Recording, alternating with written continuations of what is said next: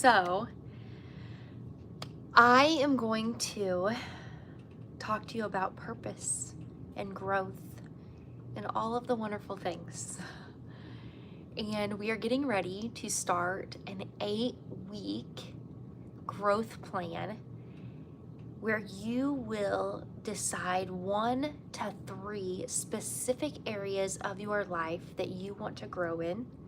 And then you will create an action plan around that growth. And then you will do the things. And there's going to be accountability in our growth groups where you will report in on how you are doing on the things that you said you were going to do.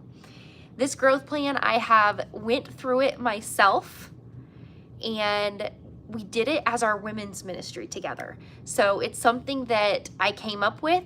I did it with our women's ministry. We only did it for 5 weeks when we did it then, and we just knew that 5 weeks wasn't enough to see the significant growth. And 8 weeks would be much better suited to actually gaining real traction towards achieving our goals and even achieving them. So I'm excited to do the 8-week growth plan, but it's only going to work if you're willing to work, okay? I have an entire booklet. It's 13 pages long for you to fill out, and you can grab that in the classes tab under the module that says the growth plan. And grab that guide, print it out, and I encourage you to really sit down and go through it before we have our growth groups. If you don't happen to get there, it's okay. It's not the end of the world. Again, the whole idea around the growth is so that you can intentionally grow in the areas that you want to grow in. And you're going to get out of this growth plan what you put into it. And for some people, it's small little things. And for others, it's huge things. You know, the last time around I did this at our women's ministry, there was even small things like organizing a specific shelf in the kitchen or cleaning out a closet. Some of those things that seem small to some of us are huge, daunting tasks to others.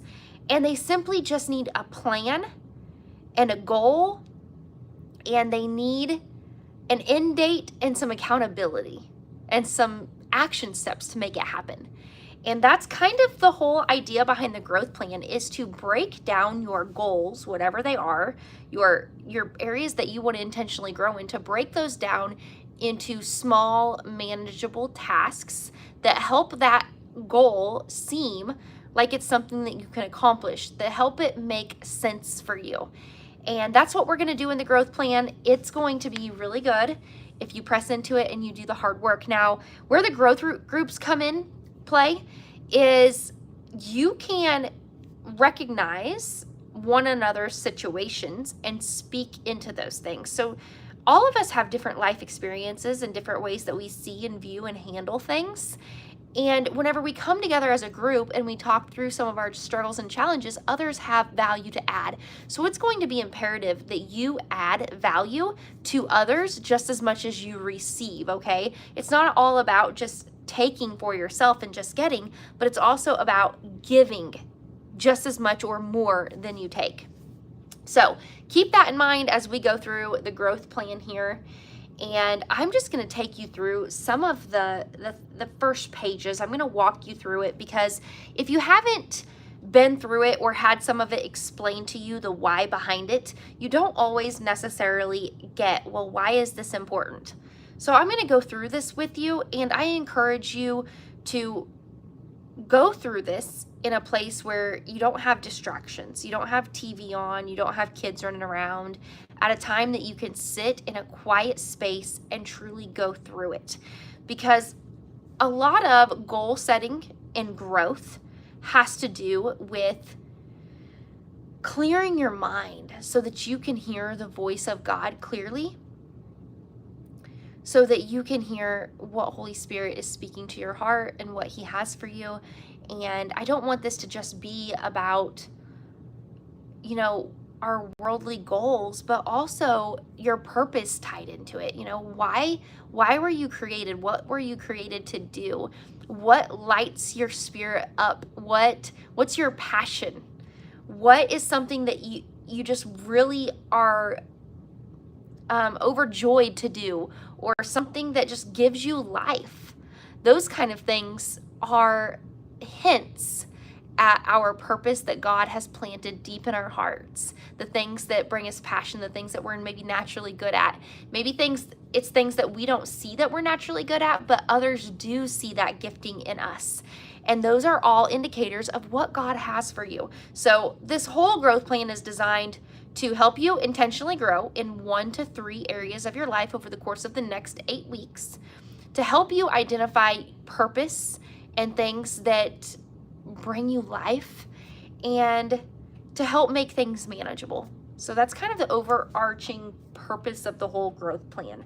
And if you dig in deep, you're going to get more out of it than what you could have even imagined. Last time we actually had people go through it in 5 weeks, figure out what their purpose was, the thing that God was really wanting them to do.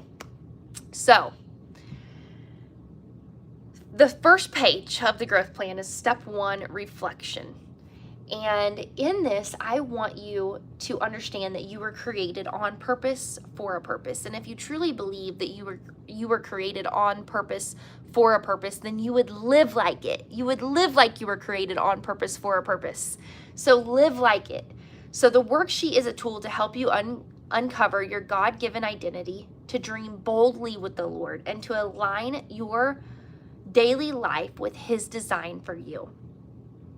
One of the things that you want to identify early on, okay, I know some of this seems like, why does this matter? What does this have to do with growth? But trust me, we're going somewhere. Trust the process. What are my core values? That's a question you want to ask yourself. What are my core values? What principles guide my decisions and my actions? These values will become the boundary lines that help you make decisions that align with who you are. So anytime we're setting goals and trying to go in a specific direction, there's a deep-seated why behind we've set that goal.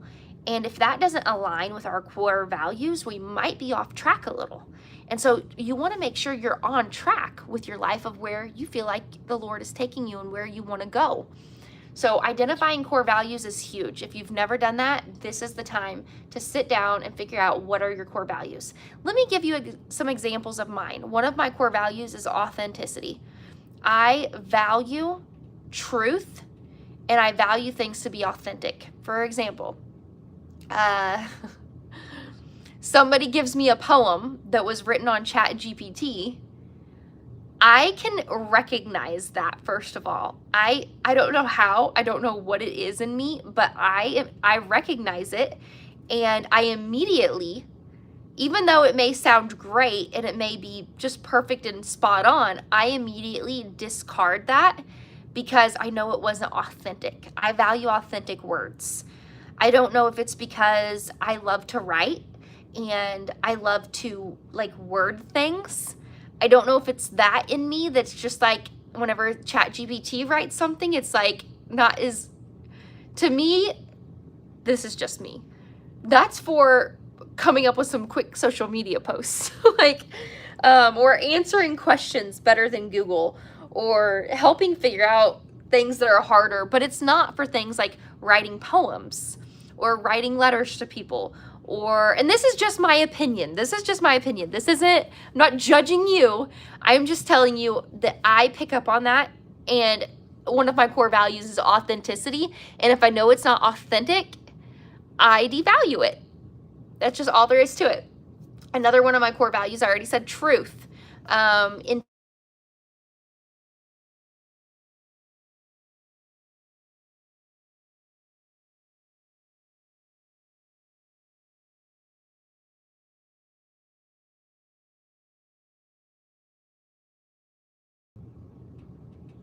I hope that video didn't cut out there. Don't just copy my core values. Ask the Lord what your core values are and think on it. Think on what things really get you, a hint is what gets you really riled up. Is there something that just really sets you off? that is probably a hint of a core value of yours being violated, okay? Like, for instance, okay, another one of mine is whenever rebellion sets me off. So I would say a core value of mine is obedience because rebellion absolutely drives me insane. Whenever there are some rebellious kiddos running around, I want to smack their butts because I feel violated whenever I see kids being rebellious, okay? Again, that's just my core value, all right? Okay, the next question here. What am I most passionate about? What am I most passionate about? What activities or subjects ignite my enthusiasm or make me feel fully alive? That's one that I want you to sit and think about. Think about what activities or subjects ignite my enthusiasm or make me feel fully alive. What am I most passionate about? I love to teach.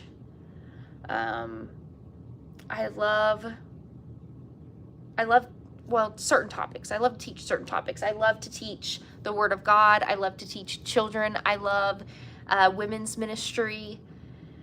I love business and entrepreneurship and all of the things pertaining to that. I think it's the chase. It's the pursuit of legacy. It's the challenge. It's the camaraderie between fellow entrepreneurs that are all chasing a dream. Like, there's so much about entrepreneurship that I just love and am passionate about. And that's why I support so many different things or a part of so many different things because I'm passionate about it. Okay, another one. What are my greatest strengths? For some of you, this might be a hard one. What are my greatest strengths? What am I naturally good at? What skills have I honed? You might need to ask somebody around you. Hey, what do you think my greatest strengths are? That would be a great question to ask somebody around you. I've always been told that I am really great at selling things. So I think that that's a strength of mine. I like to write. I think that that's something I do well. I think I speak pretty okay. Greatest strength.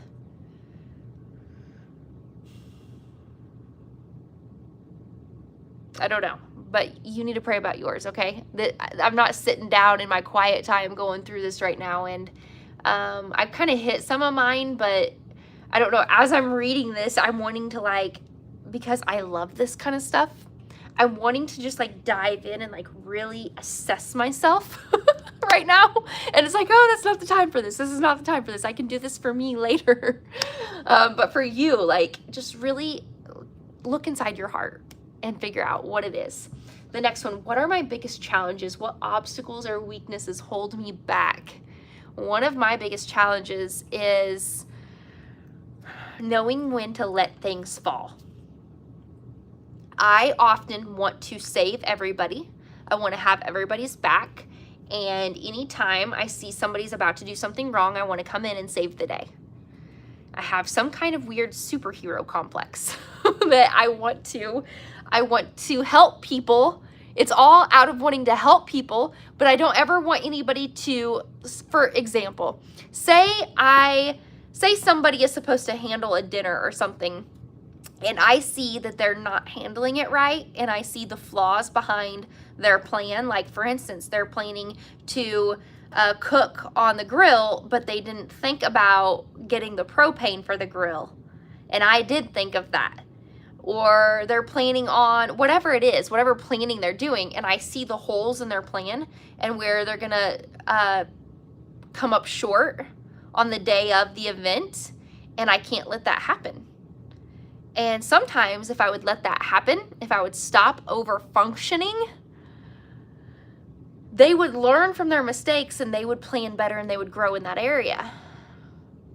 So sometimes I prevent people from their own growth because I'm over functioning, because I can't stand the thought of of somebody looking bad because they didn't think of the things when I did think of it, and I could have said, hey, did you think of this? Or I could have showed up with the thing. So that's probably my biggest challenge, just for an example. But what's your biggest challenge? What's your obstacles or weaknesses that hold you back? Things that hold me back. I tend to jump all over the place instead of staying focused on one thing. I do that a lot. What does success mean to me personally and professionally? Define success on your own terms, not society's terms. So success to me personally is happiness in the day-to-day, really. You know, am I chasing something that I love? Is what I am doing, is it something that I love, and is it something that is worthy of my love and my attention? Because if what I'm doing is worthy of my love and attention, that is something that I think is successful. That I'm spending my days doing something that I love and I think that is worthy of love. That's me personally. And professionally, I mean, really kind of the same, other than, you know, earning $1 million a year. That would be pretty great. Okay. The next page. What do I really want my life to be about? This is a hard question for a lot of people. What do I really want my life to be about? And that's something that only you can answer. What do you really want your life to be about? Again, take your time, do this in a quiet space and pray on it. Invite Holy Spirit in to help you answer these questions. What reoccurring space of tension do you currently have in your life? Think about times of day or circumstances that happen often where you feel the tension in your body, you feel the stress and pressure in that moment or space. This is a very important question to ask yourself, because these reoccurring spaces of tension that you have in your life, especially if they're on a daily, weekly basis, those things can hinder you from growth and from achieving goals. So let me give you, for example, this is a really great, for example, that I don't have right now, but I did used to have. So a reoccurring space of tension that I had in my life every single day was around the time that I knew my husband was getting off work and heading home from work.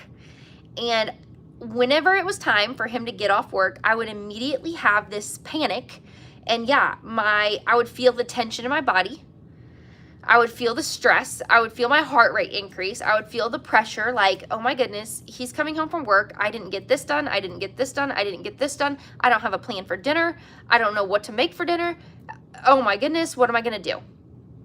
And I had this reoccurring space of tension every single day around the time that he got off work. Okay? Here's what we're going to do with that in the next question. What rhythm can I create around that reoccurring space of tension to serve me better? And so what I did was begin making a monthly meal plan. So I had a meal plan. This is what I did on Mondays. This is what I do on Tuesdays. This is what I do on Thursdays. This is what I do on Fridays. And I did this not only for a meal plan, but also for a plan on staying on top of household chores. On Mondays, I clean this room. On Tuesdays, I clean this room. On Wednesdays, I clean this room. On Thursdays, and that's what worked for me. You have to find something that works for you, but that's what worked for me. So I created this plan, this rhythm around that time of, okay, so instead of having the panic button pressed on the inside of me every day when my husband gets off work, instead, I am going to plan 2 hours prior to him getting off work. I am going to go through my checklist of the things. Did I get this, and this done? And then I am going to look at my meal plan. Okay, do I have the ingredients for it? Okay, good, let's go, let's roll. And then that alleviates that reoccurring space of tension. So that reoccurring tension, that's unhealthy. And that's something that is actually putting stress on your body. And if we can alleviate that, shouldn't we do so? We should. So think of other reoccurring spaces of tension that you currently have. Maybe it's a person that you're in contact with on a daily or weekly basis that you have reoccurring tension around them, and you maybe need to dig into that and see, what is it? Do you have an offense with them? Do you have something you need to talk through with them? Pray about it and reflect inside yourself. What reoccurring space of tension do you have in your life? And then what rhythm can we create around that to better serve? These are two that we are going to talk about in our growth group. So we're going to talk about that and come up with a plan. So if you don't get that figured out, That's something we can talk about as a group. The last page, the page before this, isn't really something that a group can contribute in because it's all very personal. Okay, the last question on this page. If you knew that you were going to succeed, what would you do differently for the rest of this year? So if you knew you were going to succeed at whatever your goal might be, what would you do differently if you knew that you could not fail? You could not fail at it. What would you do differently? And then you're going to write down everything that nurtures your spirit and fills you with delight. What would add joy and purpose into your days? A cry of your heart that maybe you've been ignoring. You know, things that nurture my spirit, simply just taking walks outside. Taking a walk outside, spending time with friends and family. Those are things that just bring me peace and joy. And then this bottom part here, fill in the blanks as quickly as you can without judging your wants. So I don't want you to stop. I don't want you to overthink of this. I don't want you to judge yourself. I don't want you to think that that's selfish. I don't want you to think any of that. I want you to write down, I want a house. I want 100 acres. I want a plane. I want to be debt free. I want a new closet. I don't care what it is. I'm just throwing off random things here. But I want you to write down what you want as quickly as you can without overthinking it. The key here is you do not overthink it, you do not judge it, and you do not think, by judging it, I mean, don't think that your wants are selfish. It's okay to have a want. It is okay for you to have a want. And it's okay if it's an expensive want or what may feel like a greedy want. We're just writing it down. We're not actually going and getting a loan and buying it. We're not actually taking money out of somebody's pocket and getting it. We're not actually taking what we want away from somebody else. We're just writing it on a piece of paper. That's it. Have complete freedom in it, okay? We're just writing it on a piece of paper. Only you're going to see it, okay? All right, so that is the prep work. That's the prep work here on the growth plan. You can skip ahead if you want and look at some of these areas. But I think I'm going to stop here and follow up the rest of it in another video. I feel like you have enough homework to do here and you have enough to think about. One other thing that I need to say is if you are not doing your morning pages, you need to begin doing morning pages. Let me explain morning pages for you if you're not aware. Morning pages are where you sit down with blank pieces of paper and you take risks on these pieces of paper in your thought life, okay?